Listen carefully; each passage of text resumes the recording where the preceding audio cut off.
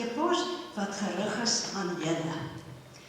Liewe Jerita en Leeskring, hoe graag sou ek en Wilhelm by julle wou kom kuier? Hoe het ons nie uitgesien en voorberei nie? Vir julle wou ons net die heel beste gee. Maar vir 2 maande sit ek nou reeds langs Wilhelm se bed. Ek probeer om klankies leer. O, a. Want hy het sy taal, al sy klanke, sy woorde, die syntaks verloor. Woorde wat hy so toweragtig kon saambind, lê versteek en verstrooi, iewers in splete en alkove van die gees, waar ek nie kan bykom nie. Ek probeer tempeltjies, klein kathedraaltjies bou in ons wêreld wat nou 'n verlate woestyn geword het.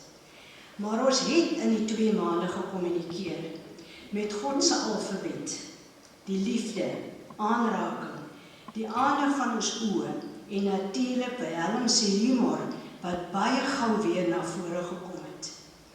Woordloos het ons saam op hierdie pad baba tree gegee, vorentoe en weer ver agtertoe.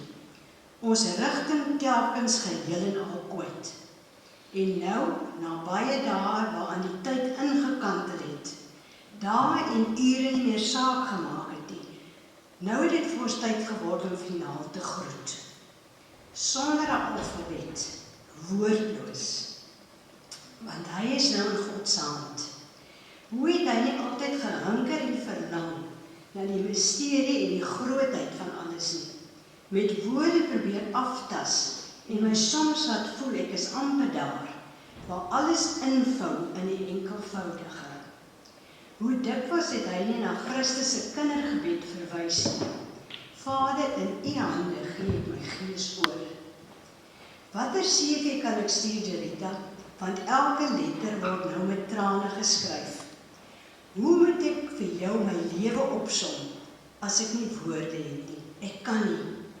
Ek kan net sê, om Wilhelm se liefde te kon ken, was 'n bietjie hemel op aarde.